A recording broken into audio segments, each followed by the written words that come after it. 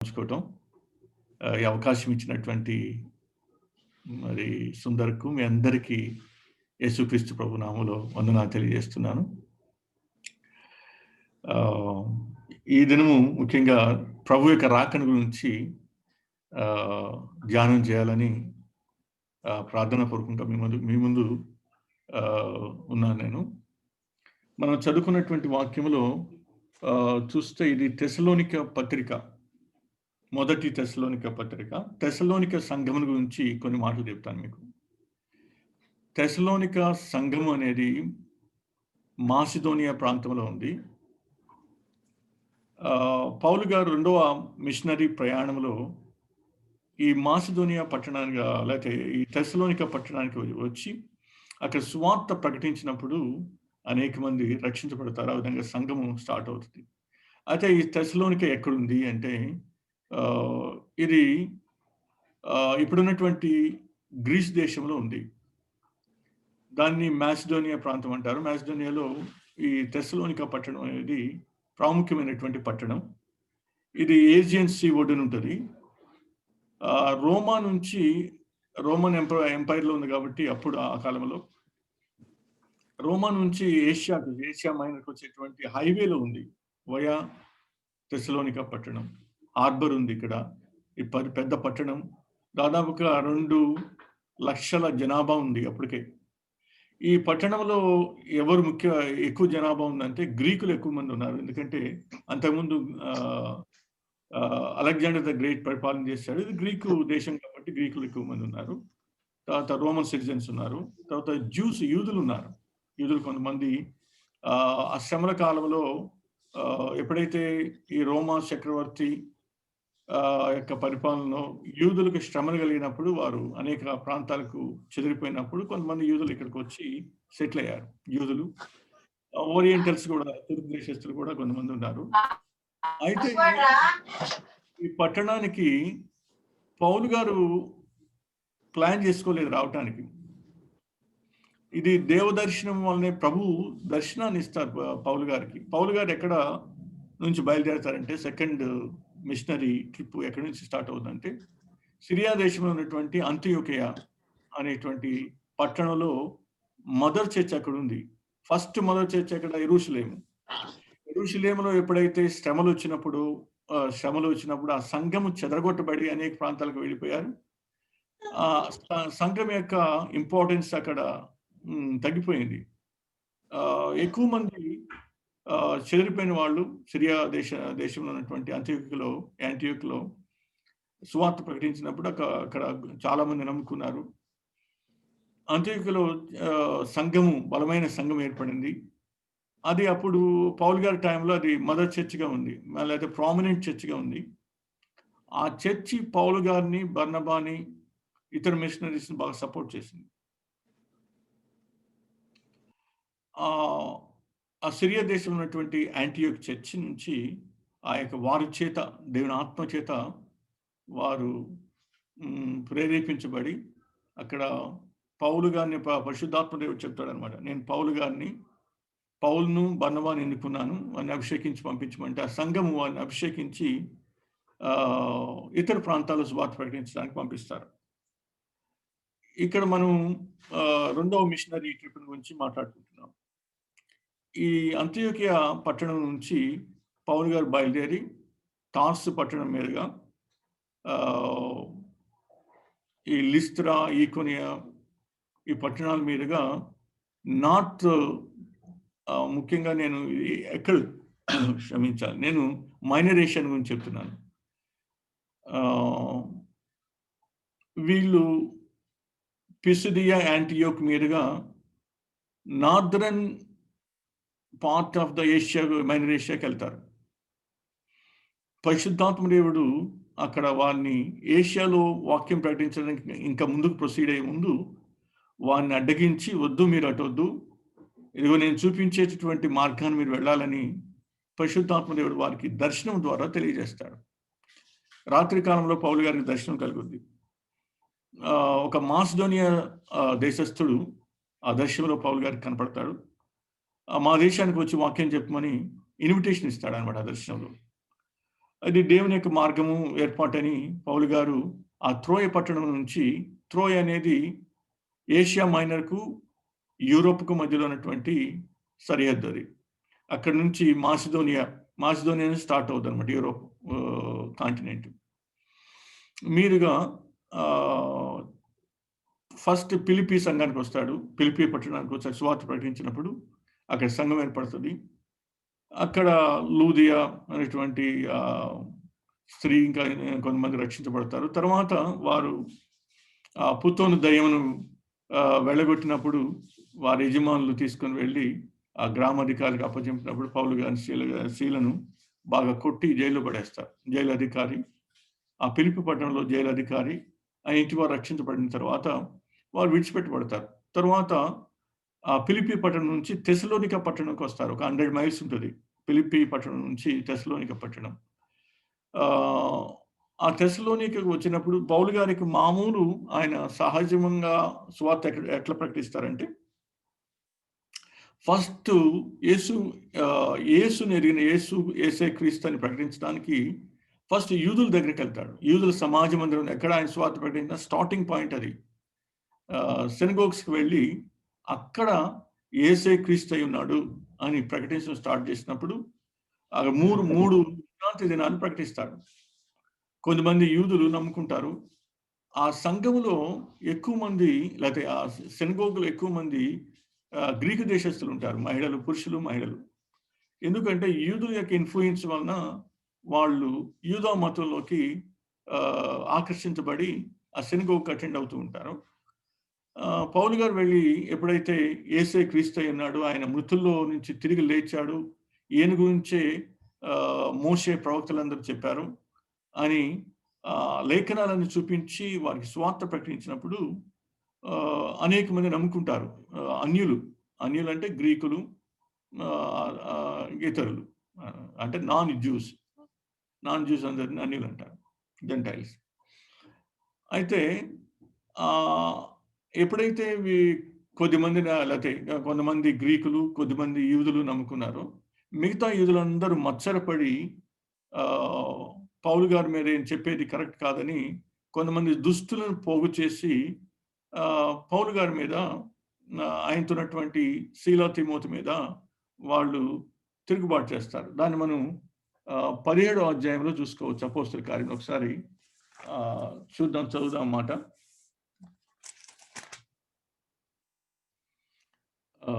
చదువుతాము 5వ వచనం 17:5 నుంచి. తెలుగు బైబిల్ ఉందా? అవునండి. 17:5 కదా. అయితే యూదులు మత్సరపడి పని పాటలు లేని కొందరు కొందరు దుష్టులను వెంట పెట్టుకొని గుంపు కూర్చి పట్టణమెల్లా అలరి చేయుచు యాసోము మీద పడి వారిని జనుల సభల ఎదుటగా తీసుకు యత్నము చేసిరి. ఓకే, ఈ దుష్టులు కొంతమంది యూదులు ఎక్కడున్నా మొదటి శత్రువులు వాళ్లే దేవుని సువార్తకు, లేకపోతే దేవుని పనికి వాళ్లే మొదటి తిరుగుబాటుదారులు, దేవుని వ్యతిరేకించే వాళ్ళు వారే. ఫస్ట్ నుంచి మనం చూస్తున్నాం ధర్మశాస్త్రాన్ని పొందారు కానీ దాన్ని నమ్మలేదు, దాని ప్రకారం నడుచుకోలేదు. క్రియారూపంగా వాళ్ళు ముందుకు పోవటానికి చూశారు కానీ విశ్వాసం ఉంచలేదు వాళ్ళు. మనం చూస్తాం ఐగుప్తు దేశం నుంచి దేవాది దేవుడు వారిని తీసుకొచ్చేటప్పుడు వాళ్ళు తిరుగుబాటు చూస్తాం. ఆ యొక్క సీయోను కొండ దగ్గర విగ్రహం చేసుకొని మొదటి నుంచి యూదులు దేవుని ప్రజలు కానీ, దేవుడు తన ప్రజలుగా స్వకీయ జనులుగా చేసుకున్నప్పటికీ వీరు ఎక్కువ మంది నమ్మలేకపోయారు. దేవుని మీద తిరుగుబాటు చేసింది వీరే. ఫస్ట్ సువార్తను, ప్రభువును కూడా వీళ్ళు, ఈ పరిసయ్యులు, శాస్త్రులు, వీరే ప్రభువుని సిలువ వేసింది కూడా. దేవుని మార్గమును ఎప్పుడు దేవుని మార్గమును అర్థం చేసుకోకుండా, లేఖనాలు అర్థం చేసుకోకుండా ఈ శాస్త్రులు, పరిసయ్యులు, ప్రధాన యాజకులు వీళ్ళందరూ దేవుని చిత్తానుసారముగా ముందుకు పోయినట్టు మనం దేవుని బైబిల్లో. వారు దేవునికి శత్రువులుగా నడుచుకున్నట్టు చూస్తాం మనం. సువార్త ప్రకటించిన యేసు ప్రభు దినాల్లో కూడా, మన ప్రభు భూమి మీద ఉన్న దినాల్లో వారే మెయిన్ ప్రభువుని శోధించి ఆయన శ్రమల పాలు చేసి ఆయన సిలువ వేసి ఆయన చంపింది వాళ్ళే. ఈయన రక్తం మా మీదను మా పిల్లల మీద ఉండనుగా కానీ చెప్పినటువంటి యూదులు వీళ్ళు. ఈ సువార్త ప్రకటనప్పుడు కూడా మొదటి సంఘము యెరూషలేము సంఘములో శ్రమలు కూడా వీళ్ళ వల్ల కలిగినప్పుడు వాళ్ళందరూ చెదిరిపోతారు. ఈ పౌలు గారి పరిచర్యలో కూడా ప్రథమ శత్రువులు యూదులే. అక్కడ ఉన్నటువంటి యూదులు తెస్సలోనిక పట్టణంలో ఉన్నటువంటి యూదులు ఈ దుష్టులు పోగు చేసుకొని ఈ పౌలు గారు శీల చెప్పేటటువంటి వాక్యాన్ని ఎదిరించి వాళ్ళని ఏం చేస్తారంటే తీసుకుని వెళ్ళి అధికారుల దగ్గరికి వెళ్ళి తీసుకుని వెళ్ళడం. యాసోని ఇంటికి వచ్చినప్పుడు వాళ్ళు లేరు, పౌలు గారు శీల అక్కడ లేరు. అయితే యాసోని తీసుకుని వెళ్ళి అధికారుల దగ్గర వాళ్ళని అప్పజెప్పినప్పుడు జామీన్ తీసుకొని వారు విడిచిపెట్టబడతారు. తర్వాత పౌలు గారిని శీల తిమోతిని వీరిని తెస్సలోనిక పట్టణం నుంచి బెరియా పట్టణానికి పంపించి వేస్తారు సహోదరులు. అయితే ఇక్కడ పౌలు గారు ఎన్ని దినాలు ఉన్నారంటే మనం చూస్తాం ఇక్కడ వాక్యంలో 3 విశ్రాంతి దినాలు సమాజ మందిరంలోకి వెళ్ళి బోధించినట్లు మనం చూస్తాం. అంటే 3 వారాలు సినగోగుకు వెళ్ళి యేసే క్రీస్తు, ఈయన మృతులు, ఈయన చనిపోయాడు ప్రజలందరి కొరకు, పాపుల కొరకు తిరిగి లేచాడు అనేటువంటి దానిని పాత నిబంధనలో మోషే ఇతర ప్రవక్తల యొక్క లేఖనాలు తీసుకొని వారికి తెలియచేసి రుజువు చేసినప్పుడు కొద్దిమంది యూదులు నమ్ముకున్నారు. మిగతా ఎక్కువ మంది స్త్రీలు, పురుషులు, గ్రీకులు మిగతా వారు నమ్ముకున్నారు. అయితే ఇక్కడ మనం చూస్తే 3 వారాలు అయిన తర్వాత ఇక యూదులు సమాజ మందిరంలోనికి రావడానికి అవకాశం లేకుండా చేశారు. తర్వాత కొద్ది వారాలే పౌలు గారు శీల తిమోతి అక్కడ ఉండి సేవ చేశారు. కొద్ది వారాలే, ఫ్యూ వీక్స్. ఆ కొద్ది వారాల్లో సంఘము స్థాపించబడింది. సంఘములో పౌలు గారు దేవుని వాక్యాన్ని బోధించి వారిని బలపరిచాడు బాగా. ముఖ్యంగా ఆయన బోధించినటువంటి సత్యాలు మనం ఇక డాక్ట్రిన్ చూస్తే సాల్వేషన్ గురించి, రక్షణ గురించి ఆయన వారికి బోధించడం జరిగింది.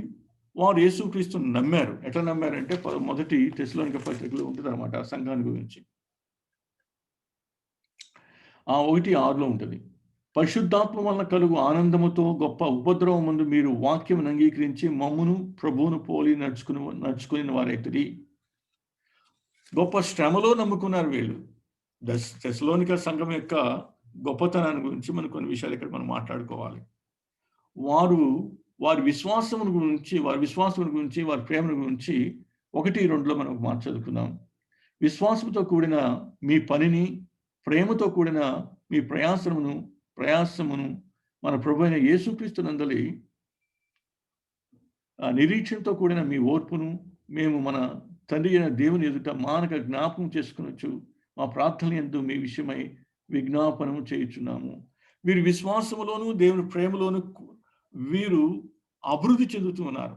సత్యవాక్యమును ఎప్పుడైతే పౌలు గారు బోధించాడో అది యేసుక్రీస్తు వాక్యమని, దేవుని వాక్యమని హృదయమంతటితో నమ్మారు.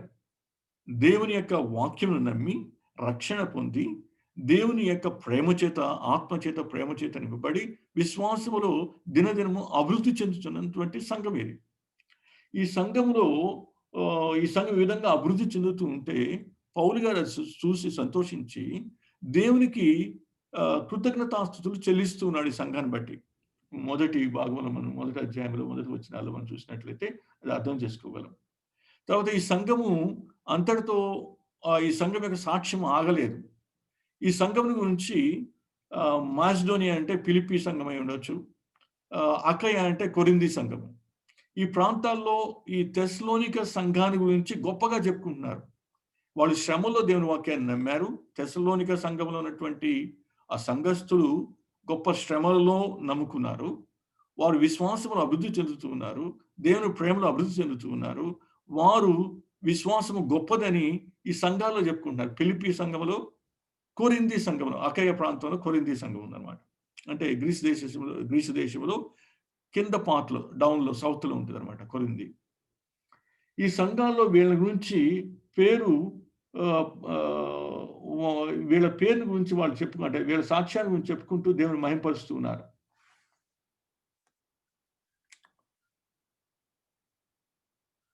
ఎనిమిదో వచనంలో ఉంటుంది అనమాట 1:8 మొదటి తెస్సలోనిక పత్రిక. ఎందుకనగా మీ యొద్ద నుండి ప్రభు వాక్యము మాసిదోనియాలోను అకయలోను మ్రోగెను. అక్కడ మాత్రమే కాక ప్రతి స్థలమందును దేవుని ఎడల ఉన్న మీ విశ్వాసము వెల్లడి అయిన గనుక మేమేమీ చెప్పవలసిన ఆవశ్యం లేదు. ప్రతి స్థలంలో వీళ్ళ విశ్వాసము దేవుని ప్రేమ గురించి వెల్లడిపరచబడింది, ప్రకటించబడుతూ ఉంది, సాక్ష్యము చెప్పబడతా ఉంది. దేవుని నామానికి మహిమ కలుగుతుంది వీరి ద్వారా, తెస్సలోనిక సంఘం ద్వారా. వీరి దగ్గర ఎన్ని వారాలు ఉన్నాడు పౌలు గారు, శీల, తిమోతి అంటే కొన్ని వారాలు. 3 వారాలేమో సమాజ మందిరానికి వెళ్ళి యేసు క్రీస్తుని ప్రకటించడం. తర్వాత యూదులు తిరుగుబాటు చేసినప్పుడు కొద్ది వారాలుండి తెస్సలోనిక పట్టణంలో కొద్ది వారాలుండి ఆ యొక్క ప్రజలకు సువార్త ప్రకటించినప్పుడు ఆ కొద్ది వారాల్లోనే వీరు దేవుని వాక్యమును ఉన్నట్టుగా నమ్మారు. ఇది దేవుని వాక్యమని, యేసుక్రీస్తు మన కొరకు చనిపోయాడని, అయితే ఆయన భూలోకమును పంపించబడి ఆయన మన కొరకు ఈ భూలోకంలో 33.5 సంవత్సరములు జీవించి మనందరి రక్షణ కొరకు ఆయన సిలువ వేయబడి రక్తం చిందించి ప్రాణం పెట్టి సమాధి చేయబడి తిరిగి లేచాడని, దేవుడు ఆయన లేపాడని నమ్మారు. ఆయన రాబోతున్నాడని నమ్మారు. ఈ విశ్వాసం అనేది చాలా బలంగా వారి హృదయంలోకి వెళ్ళింది. వారు గట్టిగా నమ్మారు. విశ్వాసంలో దినదినము సహోదరుల మధ్య ప్రేమ అభివృద్ధి చెందుతూ ఉంది. విశ్వాసంలో ప్రేమలో అభివృద్ధి చెందుతున్నారు. సంఘము ఫ్లరిషింగ్ అనమాట. కొద్ది వారాల్లోనే జరిగినటువంటి మార్పు ఇది, ఎక్కువ వారాలు కాదు. అంటే ఈ కొద్ది వారాల్లో చెప్పినటువంటి వాక్యం యొక్క, దేవుని వాక్యం యొక్క ప్రతిఫలం ఇది. ఈ మొదటి తెస్సలోనిక పత్రిక దాదాపుగా సంవత్సరం లోబే రాస్తారు. అంటే పౌలు గారు తెస్సలోనిక పట్టణంలో సువార్త ప్రకటించిన 1 year కంప్లీట్ కాకముందే వాళ్ళ పరిస్థితిని గురించి ఉత్తరం రాస్తారు. అంటే ఈ సంఘము అప్పటికి 8 నెలలు, 9 నెలలు, 10 నెలలు వయసు ఉంటుంది సంఘం స్థాపించబడి. మీకు అర్థమవుతుంది అనుకుంటున్నాను నా తెలుగు. ఎస్. అయితే ఈ సంఘము శ్రమలు ఎందుకు వచ్చినాయి అంటే యూదుల వలన శ్రమలు వచ్చినాయి ఈ సంఘానికి. యూదులు అక్కడ ఉన్నటువంటి దుస్తులైనటువంటి అన్ని జనులను పోగు చేసుకొని రోమా అధికారుల యొక్క సహాయం కూడా తీసుకుని ఉంటారు. వీళ్ళని యేసు ప్రభువు నమ్ముకున్నందుకు శ్రమ పెడుతున్నారు, బహు శ్రమల పాలు చేస్తూ ఉన్నారు. ఉపద్రవం అంటున్నాడు ఇక్కడ 6వ వచనంలో పౌలు గారు ఏమన్నాడంటే, మీరు ఉపద్రవమందు వాక్యమును అంగీకరించిరి. గొప్ప శ్రమల్లో, ఉపద్రవంలో దేవుని వాక్యాన్ని అంగీకరించి వారు యేసుక్రీస్తు ప్రభు కొరకు నిలబడ్డారు. వారి ఫెయిత్ చాలా స్ట్రాంగ్గా ఉన్నది. అయితే ఈ సంఘము ఆ విధంగా దినదినము దేవుల్లో అభివృద్ధి చెందుతూ ఉండగా ఇక్కడ వీరికి కొన్ని సందేహాలు కలిగినాయి. 4వ అధ్యాయానికి వద్దాం. ఇప్పుడు మనం 4వ అధ్యాయంలో మొదటి నుంచి 12 వచనాల వరకు దేవుని సన్నిధిలో అలా ఆయన పరిశుద్ధతలో ఎట్లా ఎదగాలని పౌలు గారు కొన్ని మాటలు రాస్తూ 13వ వచనం నుంచి వాళ్ళకు ఉన్నటువంటి డౌట్స్ని క్లారిఫై చేస్తున్నాడు. ఎందుకంటే వారు నమ్ముకున్న తర్వాత వారి కుటుంబ సభ్యుల్లో కొంతమంది చనిపోయారు. ఆ చనిపోయిన వాళ్ళ గురించేటువంటి పరిస్థితిని వివరిస్తూ ఉన్నాడు. నేను దానికి ముందు కొద్దిగా, అంటే ఈ 4వ అధ్యాయం 13వ వచనం నుంచి నేను ఎక్స్ప్లెయిన్ చేసే ముందు ఈ సంఘములో పౌలు గారు ఏం డాక్ట్రిన్ బోధించారనేది కొన్ని విషయాలు చెప్తాను. పౌలు గారి యొక్క బోధలో, డాక్ట్రిన్ అంటే బోధ, ఆ బోధలో ఆయన వాళ్ళని ఏ విషయాల్లో బలపరిచాడు అని చూస్తే సాల్వేషన్ గురించి ఫస్ట్ ఫౌండేషన్ వేశాడు. మొదటి ఆ ఫౌండేషన్ ఏంటంటే సాల్వేషన్, రక్షణ పొందారు సంఘం అక్కడ నమ్ముకున్నవారు. దేవుని వాక్యం చెప్పినప్పుడు యేసే క్రీస్తు అని ప్రకటించినప్పుడు, ఆయన మృతుల్లోంచి తిరిగి లేచాడని, దేవుడు లేపాడని ప్రకటించినప్పుడు నమ్మారు. విశ్వాసం, దేవుని కృప చేత విశ్వాసం ద్వారా రక్షించబడ్డారు. దేవుని ఏర్పాటు, అది మనుషుల ఏర్పాటు కాదు. దేవుని చేత వారు రక్షించబడ్డారు. సువార్త అంటే యేసుక్రీస్తుని గురించిన మాటలు, ఆయన మరణ పునరుత్థానం గురించినటువంటి మాటలు ప్రకటించినప్పుడు వారు నమ్మి దేవుని ఆత్మ చేత రక్షించబడ్డారు. ఆ విధమైనటువంటి సాల్వేషన్ గురించి బోధించినప్పుడు ఆ సాల్వేషన్ ఎక్స్పీరియన్స్‌లోకి ఆ సంఘం వచ్చింది. ఫస్ట్ స్టెప్ అది. రెండో స్టెప్ ఏంటంటే వాళ్ళని అష్యూరెన్స్ ఆఫ్ సాల్వేషన్ గురించి బోధించాడు పౌలు గారు. రక్షణ పొందాము అనడానికి దేవుని ఆత్మ రక్షణ పొందినప్పుడు ఏం జరుగుతుంది? మన పాపములన్నీ క్షమించబడతాయి. దేవుని ఆత్మ చేత మనము పాపాలు ఒప్పుకుంటాం. నమ్మటం వల్ల పరిశుద్ధాత్మ మనలోనికి వస్తాడు. మన పాపాలు ఒప్పుకుంటాం. ప్రభువు రక్తంతో కడుగుతాడు, శుద్ధి చేసి మనలోనికి ఆయన ఆత్మను పంపిస్తాడు. పరిశుద్ధాత్మ దేవుడు మనలోకి వస్తాడు. ఆయన మనలో ఉంటూ స్టార్ట్ అవుతుంది. ఆయన మనలో ఉండి మనకు సాక్ష్యం ఇస్తాడు. దేవుని ఆత్మ మనకి సాక్ష్యం ఏమి ఇస్తాడంటే, నువ్వు దేవుని కుమారుడు, దేవుని కుమార్తె అని సాక్ష్యం ఇస్తాడు. ఎక్కడ ఉందంటే ఈ వాక్యం రిఫరెన్స్ రోమపత్రిక 8:11 ఉంటుంది అనమాట. ఆత్మ తానే మన ఆత్మతో సాక్ష్యం ఇస్తాడు. ఈ అష్యూరెన్స్ ఆఫ్ సాల్వేషన్ వాళ్ళకి ఈ బోధించినప్పుడు దేవుని ఆత్మ చేత వారు నింపబడి వారు దేవుని ఆత్మ చేత ఆ అష్యూరెన్స్‌లోకి వచ్చారు. వాళ్ళ వల్ల కలిగింది కాదు, దేవుని ఆత్మ చేత కలిగింది ఇది కూడా. తర్వాత సాంక్టిఫికేషన్ గురించి పౌలు గారు బోధిస్తారు. మూడో స్టెప్ పరిశుద్ధతలో ఏ విధంగా నడుచుకోవాలి, పరిశుద్ధతలో తన ఘటమును ఏ విధంగా అని 4వ అధ్యాయంలో పౌలు గారు చెప్పారు. పరిశుద్ధులొకటి అనగా మీరు జాగ్రత్తమునకు దూరముగా ఉండుటే దేవుని చిత్తం మీలో ప్రతివాడు దేవుని ఎరుగని అన్ని జనుల వలె కామాభిలాషుడు కాక పరిశుద్ధత యందును ఘనత యందును తన ఘటమును ఎట్లు కాపాడుకొనవలెను అది ఎరిగి ఉండుటే దేవుని చిత్తం. పరిశుద్ధతలో ఏ విధంగా ప్రభువుతో నడుచుకోవాలి, ఏ విధంగా ప్రభువుతో నడుచుట. క్రైస్తవ జీవితం ఏంటి? ప్రభువుతో నడుచుట, ప్రతి దినము ప్రభువుతో నడుచుట, ఆయన మహిమలో నడుచుట, ఆయన పరిశుద్ధతలో నడుచుట, పరిశుద్ధమైన జీవితం. హోలీనెస్ అంటే ఏంటి? Separated life from this world. హోలీనెస్కి సపరేషన్ మీనింగ్ ఏంటంటే సపరేషన్. సో ఈ శాంక్టిఫికేషన్ గురించి మూడో స్టెప్లో పౌలు గారు బోధిస్తారు. వారు పరిశుద్ధపరచబడుతూ ఉన్నారు, ప్రభు రూపంలోకి మార్చబడుతున్నారు, ప్రభువుతో నడుస్తున్నారు, ప్రభు మహిమలు నడుస్తున్నారు. ఆ విధంగా ఉంది కొద్ది నెలల్లోనే ఈ సంఘం. ఈ నాలుగో స్టెప్ ఏం బోధించాడంటే ఎలక్షన్ గురించి బోధించాడు. How they are elected by God, chosen by God before the creation of this world. పోయినసారి మనం మాట్లాడుకున్నాం ఎఫ్సి సంఘం మొదటి అధ్యాయం, ఎఫ్సీలకు రాసినటువంటి పత్రికలో మొదటి అధ్యాయం రాసుకున్నాం కదా. దేవుడు తన ఎదుట పరిశుద్ధులను నిర్దోషులుగా నిలవబెట్టుకునే కొరకు మాట చదువుతుంది.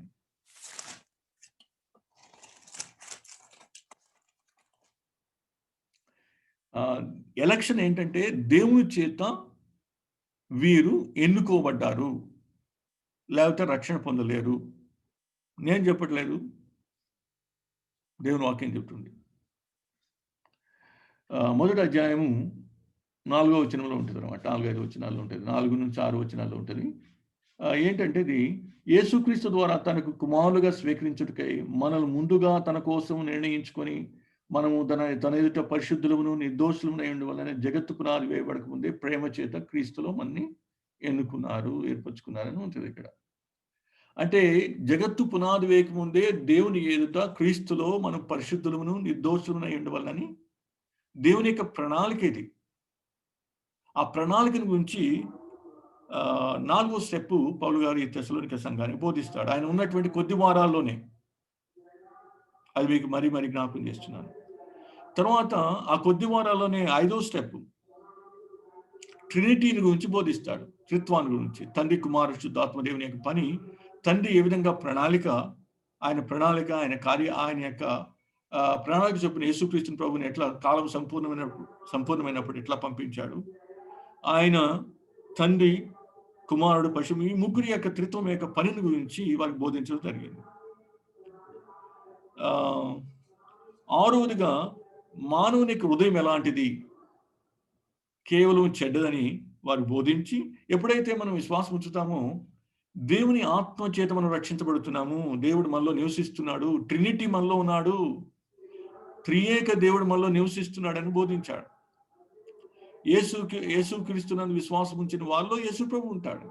అనగా పరిశుద్ధాత్మ ఉంటాడు, యేసు ప్రభు ఉంటాడు, తండ్రి కూడా వారితో పాటు ఉంటాడు. త్రియేక దేవుని యొక్క సన్నిధి నమ్ముకున్న ప్రతి విశ్వాసులు సహోదరులో ఉంటుందని వారు బోధించడం జరిగింది.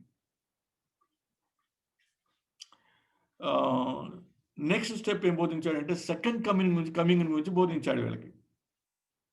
అంటే ప్రభు యొక్క రాకడ గురించి కూడా ఈ కొద్ది వారాల్లోనే 2-3 నెలల కంటే ఎక్కువ ఉండడు. మేబీ మ్యాక్సిమం 8 వీక్స్ లేకపోతే 10 వీక్స్ అనుకుందాం. పౌలు గారు అక్కడ ఈ 10 వీక్స్లోనే ఇవన్నీ వారికి సంఘానికి బోధించాడు. సెకండ్ కమింగ్ యేసు ప్రభు ఆయన రాకడం గురించి, సంఘం ఎత్తబడేదాని గురించి నెక్స్ట్ స్టెప్లో వారికి బోధించడం జరిగింది. లాస్ట్గా జడ్జిమెంట్ గురించి బోధించడం జరిగింది. జడ్జిమెంట్ ప్రభు యొక్క దినము, అలాగే ట్రిబులేషన్, గ్రేట్ ట్రిబులేషన్ గురించి, ఆ మహాశ్రమ దినముల గురించి ఈ స్టెప్స్ అన్నీ, అంటే ఈ బోధంతా వారికి బోధించాడు కొద్ది వారాల్లో. మనం అనుకున్నాం కదా 10 వీక్స్ అయి ఉండొచ్చని. ఈ 10 వీక్స్లో వీళ్ళందరూ ఈ డాక్ట్రిన్ అంతా వారికి బోధించడం వలన వారు బాగా అర్థం చేసుకున్నారు. దేవుని వాక్యాన్ని అర్థం చేసుకున్నారు. దేవుని రాకడ కొరకు ప్రతి దినం సిద్ధపడుతున్నారు. వాక్యంలో ఉంటుంది అది. ప్రతిదినము వారు ఎదురు చూస్తున్నారని పౌలు గారు చెప్తాడు అనమాట. 1వ తెస్సలోనిక పత్రిక 10వ వచనంలో చివరి భాగంలో ఉంటుంది. ఏంటంటే పరలోకం నుండి వచ్చునని ఎదురు చూచుటకును మీరు ఎలాగూ దేవుని వైపుకు తిరుగుతారో ఆ సంగతి వారే తెలియజేస్తున్నారు. వీళ్ళు ప్రతి దినము సిద్ధపడుతున్నట్టు యేసు ప్రభు యొక్క రాకడ కొరకు సిద్ధపడుతూ ఉన్నటువంటి సంఘం ఇది. ఇదైనటువంటి అంటే ఈ ఫుల్ కాంటెక్స్ట్లో, అయితే ప్రభు ఏదైతే మనుషులకు తెలియచేయాలనుకునేటువంటి తన సమాచారం అంతా, లేకపోతే ప్రణాళిక బోధ అంతా, డాక్ట్రిన్ అంతా వారు బోధించినప్పుడు వారు సిద్ధపాటులో ఉన్నారు. సిద్ధపాటు కావాలంటే ఈ అండర్స్టాండింగ్ కావాలి మనకి. నేను తెస్సలోనిక పత్రిక ఇంట్రడక్షను, బ్యాక్గ్రౌండ్ రాస్తూ ప్రతి వాక్యాన్ని ఎక్స్పోజిషన్ రాశాను.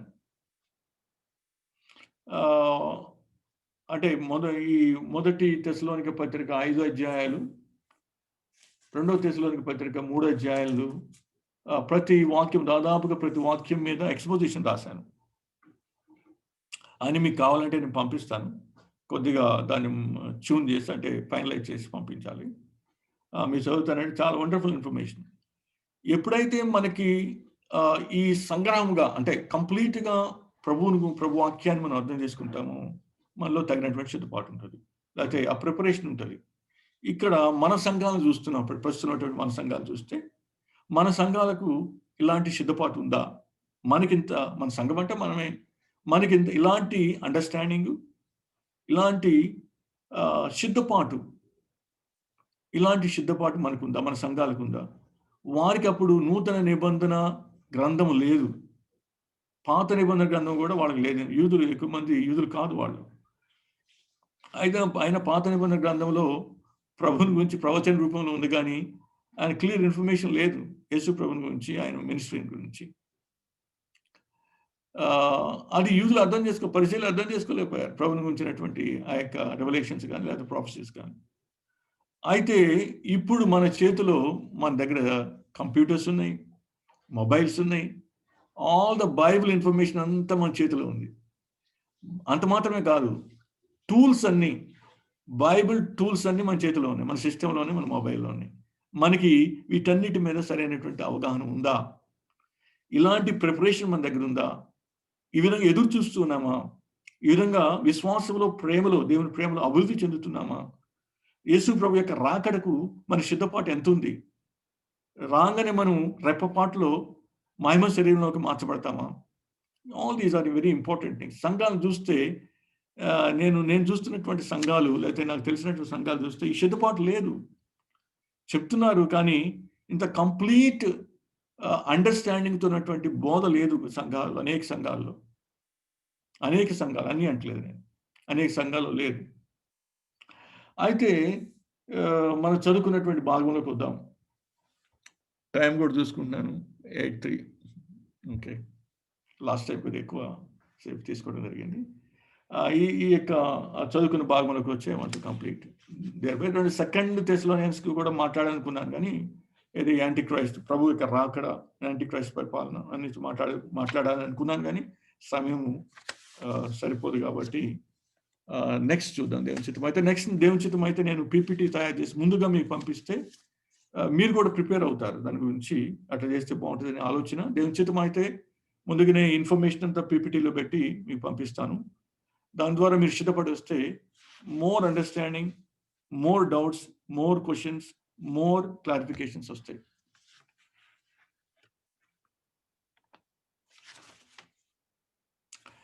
పదమూడవ వచనంలో ఏంటంటే మొదటి వచనం అయితే 13 నుంచి మనం చదువుకుంటే మొదటి టాపిక్ ఏంటంటే టాపిక్ వైజ్గా 13 నుంచి 18 వచనాలు మనం డివైడ్ చేసుకున్నాం. కొన్ని టాపిక్స్ వైజ్ అర్థం చేసుకోవడానికి మాత్రమే.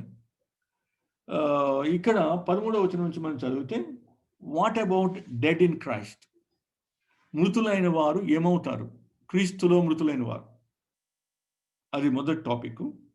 రెండవ topic revelation of God is true and accurate.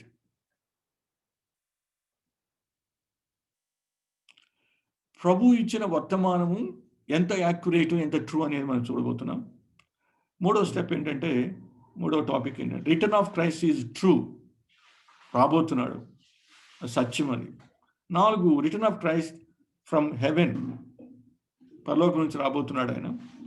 5 చూస్తే first dead in Christ will rise first. 6 చూస్తే ర్యాప్చర్ ఆఫ్ ద లివింగ్.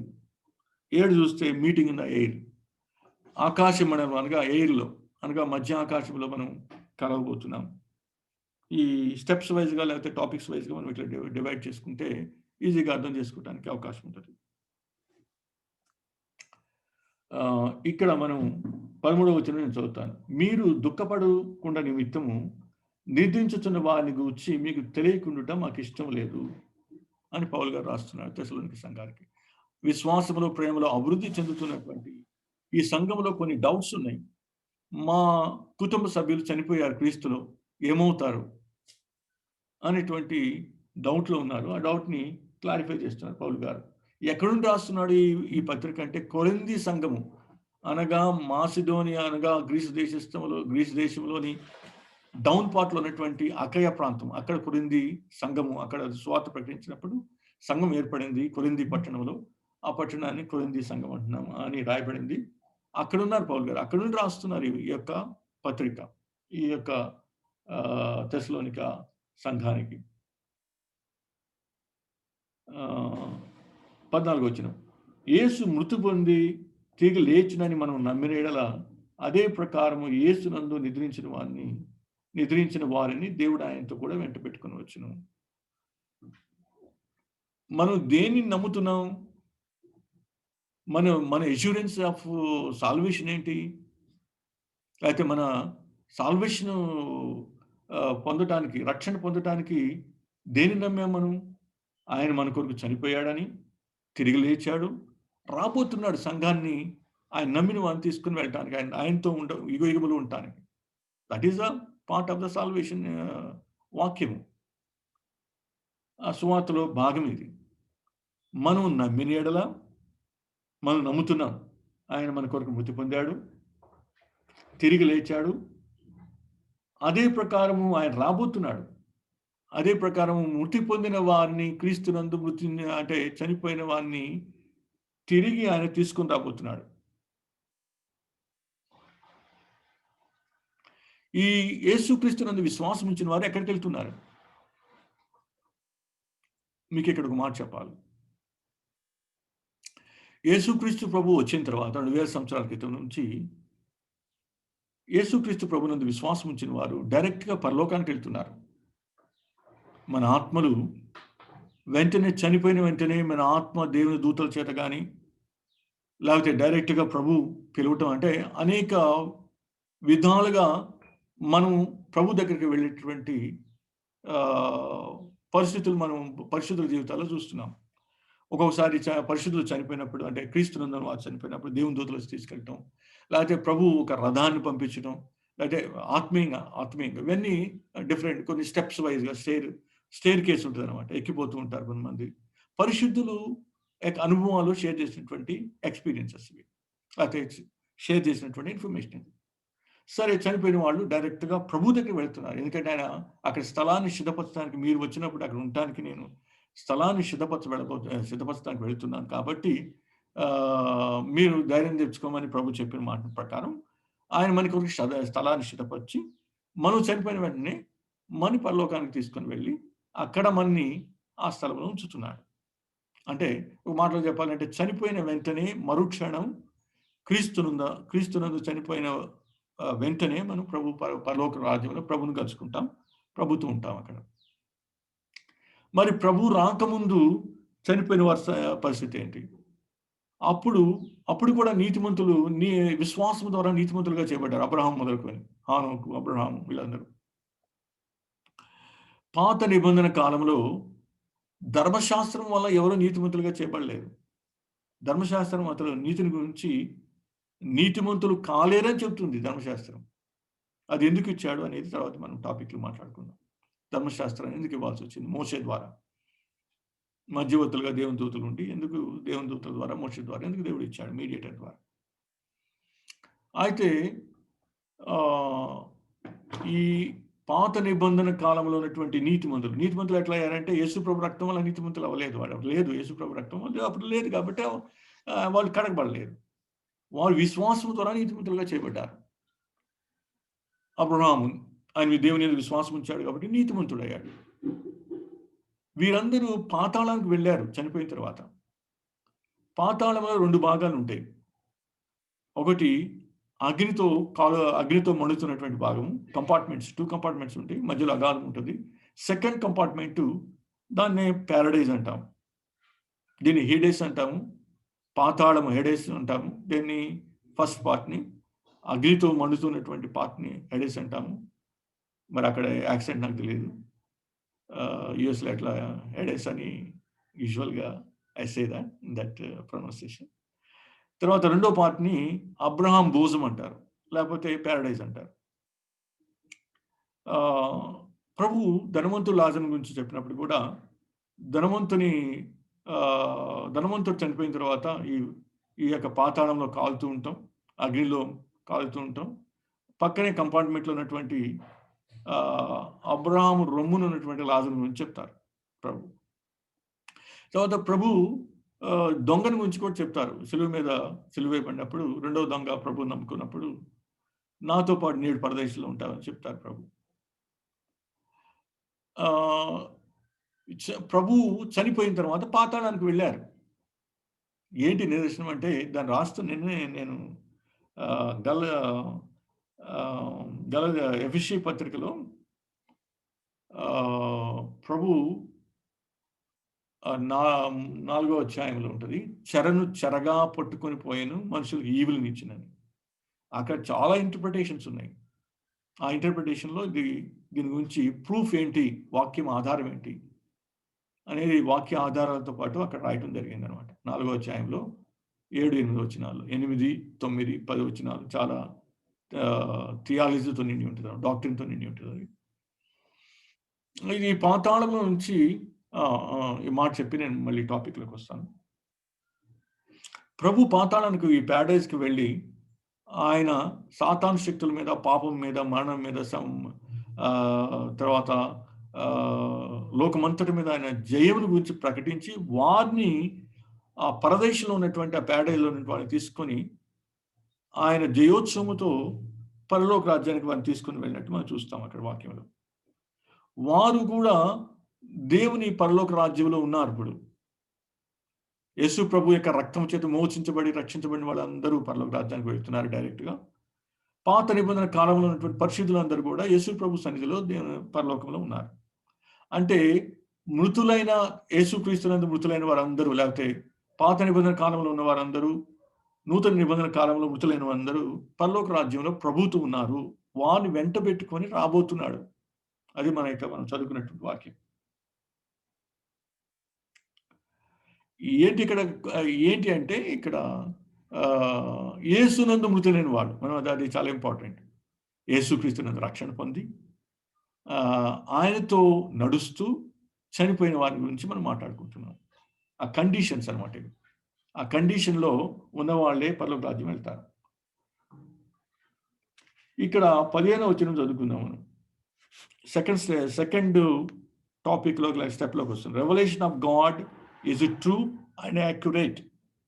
ఎందుకు చెప్తున్నామంటే పౌలు గారు ఆయనకి రెవల్యూషన్స్, డైరెక్ట్ రెవల్యూషన్స్ ప్రభు దగ్గర నుంచి అనేక లేకపోతే ఈ స్వార్థలో ఆయన రాసినవి కానీ, ఆయన స్వార్థ ప్రకటించేటప్పుడు రెవల్యూషన్స్ కానీ ప్రభువే డైరెక్ట్గా బోధించారు. మానవ మాతలు ఎవరు బోధించలేదు పౌలు గారికి. అది గలతీ సంఘానికి రాస్తూ చెప్తాడనమాట. నేను నమ్ముకున్నప్పుడు ఆ యొక్క ఏ పట్టణానికి వెళ్తాడండి? దమస్కు పట్టణానికి వెళ్ళినప్పుడు, అది దారిలో ప్రభు ఎన్కౌంటర్ అయినప్పుడు, ప్రభు దర్శనం ఇచ్చినప్పుడు అక్కడి నుంచి నడిపించబడి దమస్కు పట్టణానికి వెళ్తాడు. తరువాత ఆయన ప్రభువుని నమ్ముకొని తర్వాత ఎక్కడికి వెళ్తాడంటే అరేబీ దేశానికి వెళ్తాడు. అంటే పక్కన ఉన్నటువంటి ప్రాంతానికి వెళ్తాడని ఇంటర్ప్రిటేషన్ అనమాట కామెంటేటర్స్ యొక్క. అరేబియా దేశం అంటే సీనాయి కొండ ఉన్న ప్రాంతం కాదు, పక్కనే. అప్పుడు ఆ దినాల్లో అరేబియా దేశం అక్కడి నుంచి కౌంట్ చేసేవాళ్ళని ఎక్స్ప్లెయిన్ చేశారు. సరే, అది మనకు అనవసరం. ఇప్పుడు పౌలు గారు గలతీ సంఘానికి రాస్తూ ఏమంటాడంటే, నేను నమ్ముకున్న తర్వాత వెంటనే అపోస్తుల దగ్గరికి వెళ్ళి, పెద్దల దగ్గరికి వెళ్ళి నేనేం నేర్చుకోలేదు. నాకు ప్రభువే డైరెక్ట్గా నేర్పించారు రెవల్యూషన్ ద్వారా. ఎట్లా తెలిసింది? ఎప్పుడైతే ఆయన ప్రభు దర్శనం ఇచ్చాడో దారిలో, దమస్కు పట్టణానికి వెళ్ళే దారిలో, అక్కడి నుంచి స్టార్ట్ అయింది రెవల్యూషన్. అక్కడి నుంచి బోధ స్టార్ట్ అయింది. సాల్వేషన్ గురించినటువంటి వర్తమానం వెంటనే పౌలు గారికి ప్రభు తెలియజేశాడు. ఆయన యేసునందు విశ్వాసం ఉంచడానికి కావలసిన సువార్త ప్రకటించబడినప్పుడు యేసుక్రీస్తు చేత రక్షణ పొంది అననీయ చేత అననీయ ఏం బోధించలేదు దమస్కు పట్టణంలో. ఆయన ఆ కళ్ళు తెరవబడినప్పుడు ఆయన బాప్టిజం తీసుకొని వెంటనే ఆయన ప్రభుతో గడిపాడు. డైరెక్ట్ రెవల్యూషన్ ఏంటంటే ఫ్రమ్ ద లార్డ్.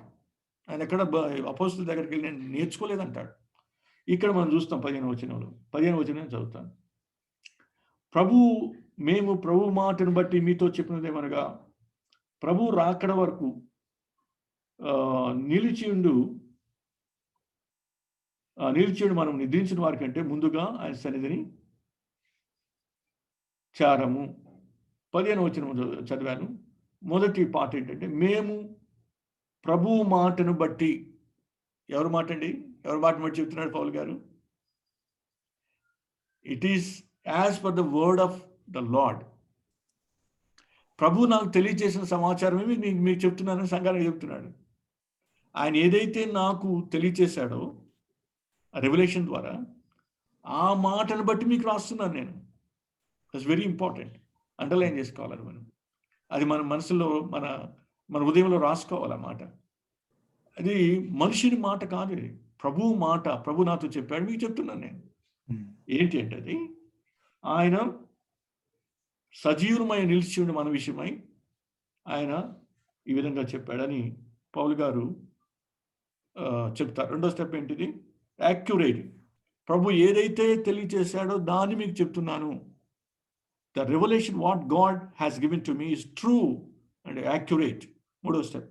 సమయం ఎక్కువైపోతుంది. I want to complete fast. Written of Christ is true. ఎట్లా అంటే ప్రభు ఎట్లా వస్తాడంట? 16వ వచనం నుంచి ఉంటుంది అనమాట. ఆర్భాటంతో, షౌట్, గ్రేట్ షౌట్ పరలోకంలో ఉంటుంది. ఆర్భాటంతోను, ప్రధాన దూత శబ్దంతోను, ఆర్కేంజల్ సౌండ్ చేస్తారనమాట. Voice will be there. బూరతోను, ట్రంపెట్ యొక్క ధ్వని ఉంటుంది. ఈ 3 గుర్తులు వారికి చెప్తున్నాడు. పరలోకములో ఈ 3 షౌట్తోను, షౌటింగ్ ఉంటుంది. Great shouting will be there. యేసు ప్రభు యొక్క రాకడ సమయంలో గ్రేట్ ఆర్కేంజల్ యొక్క వాయిస్ ఉంటుంది, బోరధ్వని ఉంటుంది. పరలోకం నుండి ప్రభువు దిగివచ్చును. పరలోకము నుండి, ఇక్కడ మనం అది ఇంపార్టెంట్, పరలోకము నుండి దిగివచ్చును. పరలోకం నుండి మృతులైన వారిని వెంటబెట్టుకొని వస్తాడని 13 చూస్తాం మనం. ఆయన సంఘాన్ని, అంటే చనిపోయిన యేసు ప్రభునందు ఉండి చనిపోయిన వారిని వెంటబెట్టుకొని రాబోతున్నాడు అని పౌలు గారు రాస్తున్నాడు.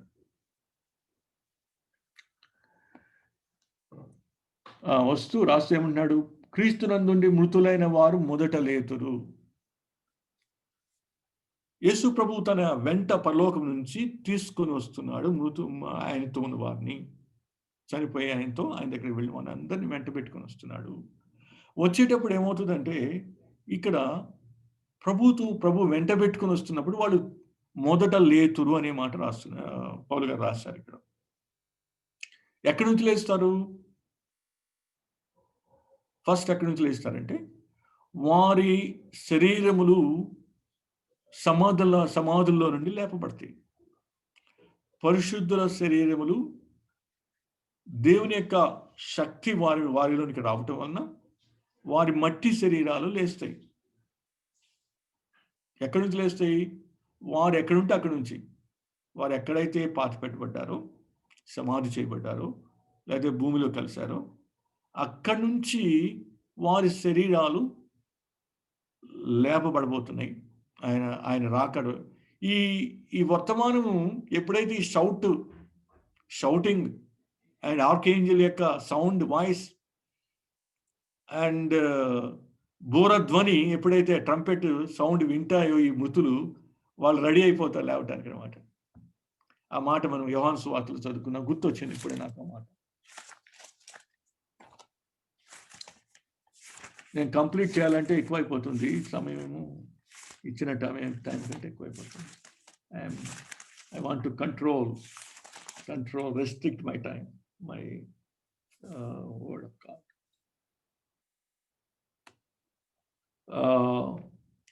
యోహాను సువార్త 5వ అధ్యాయము 28వ వచనంలో ఉంది. దీనికి ఆశ్చర్యపడుకుడి, ఒక కాలం వచ్చుతున్నది, ఆ కాలమున సమాధుల్లో ఉన్న వారందరూ ఆయన శబ్దం విని మేలు చేసిన వారు జీవ పునరుత్థానమునకును, కీడు చేసిన వారు తీర్పు పునరుత్థానమునకును బయటికి వచ్చేదరు. ప్రభు చెప్పిన మాటలు ఇవి. ఎక్కడి నుంచి బయటకు వస్తారంట? సమాధులని రాయబడింది అక్కడ. సమాధుల్లో ఉన్న వారందరూ, మేలు చేసిన వారు, యేసు ప్రభునందు విశ్వాసం ఉంచిన వారు మొదట లేస్తారు. కీడు చేసిన వారు 1000 years తర్వాత లేస్తారు. ఇప్పుడు లేవరు, ప్రభు రాకలో లేవరు. ఎందుకంటే వీరికి కాదు పునరుత్థానం. ఇప్పుడు మొదటి పునరుత్థానం మనకి, దేవుని నమ్ముకున్నటువంటి ప్రజలకి. సమాధుల్లో నుండి ఉన్న వారందరూ ఆయన శబ్దం వింటారు. ఎందుకు షౌట్ పరలోకంలో? వినటానికి వీళ్ళు మృతులు విని లేస్తారన్నమాట. మృతులు లేస్తారు. ఆయన ప్రభు యొక్క కేక వినపడుతుంది, ఆ బోరధ్వని వినపడుతుంది, ఆయన షౌట్ వినపడుతుంది, ఆర్కేంజల్ వాయిస్ వినపడుతుంది. వాళ్ళు లేస్తారు. మృతులు రెడీ అయిపోతారు. ఇక సమాధుల నుంచి మట్టి శరీరాలు లేస్తాయి. ఇక్కడ మీకు ఒక మాట నేను చదవాలి. మొదటి కొరింథీయులకు రాసిన పత్రిక 15వ అధ్యాయం. ఇది చదివితేనే, వాక్యం చదివితేనే మనం ఎక్కువ అర్థం చేసుకోవడానికి బాగుంటుంది. 51 నుంచి చదువుతాను. 15వ అధ్యాయం, మొదటి కొరింథీయులకు రాసిన పత్రిక 15వ అధ్యాయం 51వ వచనం నుంచి. ఇదిగో మీకు ఒక మర్మం తెలుపుతున్నాను, మనమందరం నిద్రించము గాని నిమిషంలో ఒక రెప్పపాటున కడబూర మ్రోగగానే, ఇందాక బోర శబ్దం విన్నాం మనం, trumpet, sound of the trumpet. కడబూర మ్రోగును, అప్పుడు మృతులు అక్షయులుగా లేపబడదురు. మృతులు అక్షయులుగా లేపబడతారు, క్షయము లేని వారిగా లేపబడతారు. అంటే ఇక్కడ వీళ్ళు మట్టి శరీరాలతో లేస్తారు. వాళ్ళు మట్టి శరీరం, ఎముకలు మాంసంతోనే ఉన్న శరీరాలతో లేస్తారు. అయితే రెప్పపాటులో దేవుని శక్తి వీరిలోనికి రావటం, రెప్పపాటులో వీరు ఈ మట్టి శరీరము మార్పు నుండి మహిమ శరీరంగా మార్చబడతారు. రెప్పపాటులో, కళ్ళు మూసి కళ్ళు తెరిచేంత సమయంలో రెప్పపాటులో ఈ మృతులు శరీరము మారి, రెప్పపాటున కడబడు మనమందరం మార్పు పొందుదము, మహిమ శరీరంలోకి మార్చబడతాం. వెంట పెట్టుకొచ్చినటువంటి ఆత్మలు ఈ మహిమ శరీరము కలిసి దేవుని సన్నిధిలోనికి మేఘముల మీద కొనిపోబడతారు మృతులైన వారు. అంటే రెడీగా ఉంటారు మేఘాల మీద. ఎక్కడికి వస్తాడు ప్రభు అని మీకు చెప్పలేదు నేను. ఎక్కడికి వస్తాడు అనుకున్నాం? ఆకాశ మండలం, ఎయిర్ అనుకున్నాం. ఎయిర్‌లో అంటే ఆకాశ మండలం అంటే మధ్య ఆకాశంలోకి వస్తాడు. కిందికి రాడు భూమి మీదకి ప్రభు. ఈ చర్చి ఎందుకు భూమి మీద రావట్లేదంటే, భూమి మీదకి వస్తాడు. ఎప్పుడు వస్తాడంటే రెండవ రాకడ అంటలేదు దీన్ని మనం, సంఘాన్ని తీసుకొని వెళ్ళడానికి వస్తున్నాడు అంటున్నాం. రెండవ రాకడ ఎందుకు వస్తున్నాడంటే ఈ లోకానికి తీర్పు తీర్చడానికి రాబోతున్నాడు. రెండవ రాకడ ఎందుకు వస్తున్నాయి అని ఎక్కువగా కామెంటేటర్స్ కానీ, బైబిల్ స్కాలర్స్ కానీ చెప్పేది ఏంటంటే, రెండవ రాకడంటే ఆయన ఈ లోకానికి తీర్పు తీర్చడానికి రాబోతున్నాడు. తీర్పు తీర్చడానికి ముందు 7 సంవత్సరాల ముందు సంఘాన్ని ఆయన ఎత్తటానికి ఆయన దగ్గర పరలోక రాజ్యాన్ని తీసుకుని వెళ్ళడానికి రాబోతున్నాడు. దీన్ని కొంతమంది కామెంటేటర్స్ ఏమంటారంటే సీక్రెట్ కమింగ్ అంటారు. లేకపోతే సంఘాన్ని తీసుకుని వెళ్ళడానికి ఆయన మధ్యాకాశంలోకి వస్తున్నాడు అంటారు. మధ్యాకాశంలో మృతులు అక్కడ వెంటబెట్టుకుని వస్తాడు. వారి శరీరాలు ఇక్కడ మహిమ శరీరంలోకి మార్చబడతాయి. వారి మహిమ శరీరంలోనికి వస్తారు ఆత్మలు కలిసి. వారు మేఘాల మీద కొనిపోబట్టడానికి రెడీగా ఉంటారు. ఎక్కడ కొనిపోబట్టడానికి? మధ్యాకాశంలోని ప్రభు దగ్గరికి. అయితే అప్పటి వరకు జీవించి ఉన్న మనము కూడా క్షణంలో మార్పు చెంది మహిమ శరీరంలోకి వస్తాం. మట్టి శరీరం నుంచి మహిమ శరీరంలోకి మనం కూడా వస్తామనేది ఇక్కడ మనం చదువుతున్నాం. ఏది ఏ మాట అది? ఏ వాక్యము? పదహారులోని క్రీస్తు నుండి మొదలైన లేతుడు 17లో ఆ మీద సజీవమై నిలిచియుండి మనము వారితో కూడా ఏకముగా ప్రభువుని ఎదుర్కొనుటకు ఆకాశం మండలమునకు మేఘముల మీద కొనిపోబడదము. 17వ వచనం. సజీవులమైన మనం ఇప్పుడు వస్తే మనం సజీవంగా ఉన్నాం. సజీవులైన దేవుని కుమారులము కుమార్తెలము. మన పితరులు చనిపోయి, మన కుటుంబ సభ్యులు కానీ లేకపోతే మన పితరులు కానీ యేసు ప్రభునందు చనిపోయిన వారందరూ ప్రభుని వెంట పెట్టుకొని రాబోతున్నాడు. లేకపోతే సంఘాన్ని, పరలోకంలో ఉన్న సంఘాన్ని, ఒక మాటలో చెప్పుకోవాలంటే పరలోకంలో ఉన్న సంఘాన్ని ఆయన వెంట పెట్టుకొని రాబోతున్నాడు. దాంట్లో మన స్నేహితులు ఉండొచ్చు, మన కుటుంబ సభ్యులు ఉండొచ్చు, మన పితరులు ఉండొచ్చు, యేసు ప్రభునందు విశ్వాసం నుంచి రక్షణ పొందిన వాళ్ళు. అయితే మనం కూడా మార్పు క్షణంలో వారు మొదట లేస్తారు. వారు లేచిన వెంటనే మనలోనికి దేవుని శక్తి వస్తుంది. మనం కూడా మహిమ శరీరాన్ని ధరించుకుంటాం. ఈ మృతులు మహిమ శరీరంలోనికి వచ్చిన వారు ప్లస్ మనము కలిసి మేఘముల మీద మధ్యాకాశంలోకి వెళ్తాం. అక్కడ ప్రభువు ఉన్నాడు. అది అక్కడ 17వ వచనంలో చెప్పబడినటువంటి వాక్యం. ఏకంగా ప్రభుని ఎదుర్కొనుటకు ఆకాశ మండలమునకు మేఘముల మీద కొనిపోబడదు. కాగా మనం సదాకాలం ఇక అప్పుడు స్టార్ట్ అవుతుంది, ప్రభుత్వం ఉండటం స్టార్ట్ అవుతుంది. యుగములు ఆయనతో మనం ఉండబోతున్నాం. మన సంఘాన్ని పరలోకానికి తీసుకుని వెళ్తాడు. అక్కడ మనం ప్రభుతో ఉంటాం. గొప్ప సంతోషం, ఆనందం, రెవల్యూషన్ 19వ అధ్యాయంలో మనం చదివితే అర్థమవుతుంది. ఈ 7 సంవత్సరాల శ్రమకాలం కింద ఉంటుంది యాంటీ క్రైస్ట్ పరిపాలన. తరువాత సంఘాన్ని వెంట పెట్టుకుని రాబోతున్నాడు ఆయన తీర్పు తీర్చడానికి. ఆ రిఫరెన్స్లను చదవటానికి సమయం లేదు. మనం తీర్పు తీర్చే సమయంలో అంటే ద గ్రేట్ ట్రిబులేషన్ టైంలో, సెకండ్ కమింగ్లో, ఆ యొక్క ఆర్మగెడన్ యుద్ధంలో సంఘాన్ని మనని వెంట పెట్టుకుని రాబోతున్నాడు. మనం కూడా ఆ తీర్పులో ప్రభుత్వం ఉండబోతున్నాం. ఆ తీర్పును చూడబోతున్నాం. ఆయన నామానికి మహిమ చెల్లించబోతున్నాం. సో మనం కూడా ఈ విధంగా సిద్ధపాటు కలిగి, ఎందుకు చెప్తున్నాడు ఈ మాటలు అంటే ఒకరినొకరు ఆదరించుకునే కొరకని రాయబడింది. 18వ వచనం. కాబట్టి మీరు ఈ మాటల చేత ఒకరికొకడు ఆదరించుకునుడి. వీళ్ళందరూ దుఃఖంలో లేకపోతే బాధలో ఉన్నారు, చనిపోయిన వారి విషయం లేదు. మీరు ఆదరణ పొందండి. ప్రభు వెంట పెట్టుకుని వస్తాడు. మనం కూడా మార్పు పొందుతాము. కలిసి మేఘాల మీద ప్రభు దగ్గరికి మధ్యాకాశంలో వెళ్తాము. ఆయనతో యుగయుగములు ఉంటాము. మీరు ధైర్యంగా ఉండండి, సంతోషంగా ఉండండి, ప్రార్థన చేస్తూ ఉండండి, ఆదరించుకుంటూ ఉండండి, ప్రభువులో బలపరచబడుతూ ఆయనతో నడవండి. ప్రభు ఈ వర్తమానాన్ని పౌలు గారి ద్వారా వారికి తెలియచేసి సంఘాన్ని బలపరిచాడు. ఆ విధంగా వారు బలం పొంది ప్రభువులు ఇంకా అభివృద్ధి చెందడం జరుగుతుంది. మనము ఇట్లాంటి డాక్ట్రిన్‌లో లేతే యేసుక్రీస్తు గూర్చినటువంటి బోధలో ఈ అంశాలన్నీ మనం కూడా నేర్చుకోవాలి. వాళ్ళు నేర్చుకున్నారు. ఎదురు చూసారు. ప్రతిదినం ఎదురు చూస్తున్నారు. What about us? ఇందాక నేను చెప్పాను. డాక్టర్‌ని 7, 8 పాయింట్స్ చెప్పాను. We should learn the word of God. We should be educated in that. మరెందుకు అంటే వాక్యం మనలో నివసిస్తూ ఉంటే మనం పరిశుద్ధపరచబడతా ఉంటాం. ఎడిఫై అవుతా ఉంటాం. ప్రభు రూపంలోకి మార్చబడుతూ ఉంటాం. అదే ఎఫెసీ పత్రికలో రాయబడింది. ఈ విధంగా మనం సిద్ధపడుతూ అనేక మందిని సిద్ధపరుస్తూ క్రీస్తును గూర్చినటువంటి బోధ అంతా తెలుసుకోవాలి. పాలు తాగటమే కాదు, బలమైన ఆహారం తినే స్థితిలోకి మనం రావాలని ప్రభు యొక్క ఉద్దేశం. ఆయన రూపంలోకి మనం ఎదగాలని, మార్చబడాలని ప్రభు యొక్క ఉద్దేశం. ప్రభు ప్రణాళిక అది. ఆ విధంగా మనం సిద్ధపడుతూ ముందుకెళ్దాం. దేవుడు మన కొరకు మాటలు దీవించును గాక. God bless you all. Thank you. Over to you.